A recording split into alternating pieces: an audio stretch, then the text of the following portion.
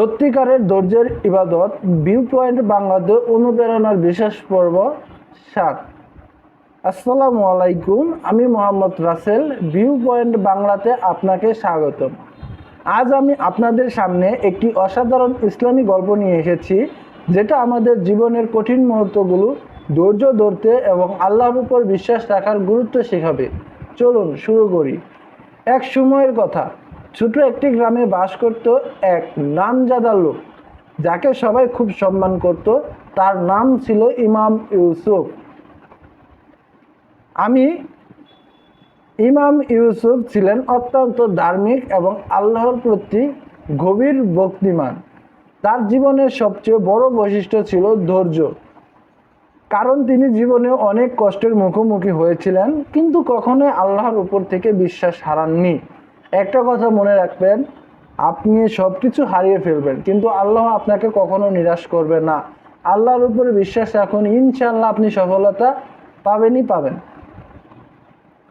তবে ইমাম ইউসুফ বললেন, একদিন গ্রামে একটি ভয়ঙ্কর দুর্যোগ আঘাত হানল। প্রচণ্ড বন্যা গ্রামকে সম্পূর্ণরূপে হারিয়ে ফেলল।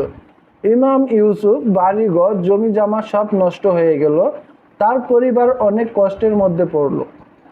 তবে ইমাম ইউসুফ বললেন, আমার প্রিয় ভাই ও বোনেরা, আল্লাহ যা দেয় তিনি সর্বশ্রেষ্ঠ, আর যিনি কিছু নিতে চান তারাও তার ইচ্ছা ছাড়া কিছু হয় না।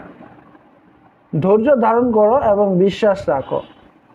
তার এই ধৈর্য দেখে গ্রামের সবাই অনুপ্রাণিত হলো। বন্যার পর ইমাম ইউসুফ তার পরিবারের জন্য নতুন জীবন শুরু করলো। তিনি প্রতিদিন আল্লাহর কাছে দোয়া করতেন এবং পরিশ্রম করতেন। ধীরে ধীরে তিনি আবার তাদের জীবনযাত্রা প্রতিষ্ঠা করলেন। তার এই দৃঢ় বিশ্বাস আর ধৈর্যের জন্য আল্লাহ তাআলা তাকে অনেক বরকত দিয়েছিলেন। তার কাজের মাধ্যমে গ্রামের অনেক মানুষের জীবন বদলে গেল। প্রিয় ভাই ও বোনেরা, ইমাম ইউসুফের এই গল্পে আমাদের শেখায় যে জীবনে বড় বড় বিপদ আসতে পারে, কিন্তু আমাদের ধৈর্য ধরে আল্লাহর উপর সম্পূর্ণ ভরসা রাখতে হবে।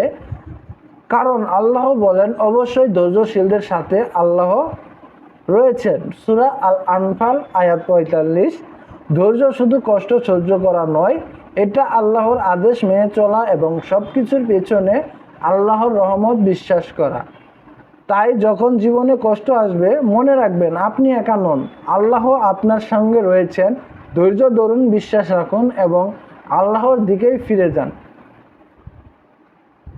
যদি ভিডিওটি ভালো লাগে, অবশ্যই লাইক করবেন, কমেন্ট করবেন এবং শেয়ার করবেন আপনাদের বন্ধুদের সাথে। যদি ভিডিওটি আপনাকে কোনো অনুপ্রেরণা দিয়ে থাকে, তাহলে অবশ্যই চ্যানেলটি সাবস্ক্রাইব করবেন। আবারও দেখা হবে নতুন কোনো গল্প নিয়ে। ততদিন ভালো থাকুন, সুস্থ থাকুন। আল্লাহ হাফেজ।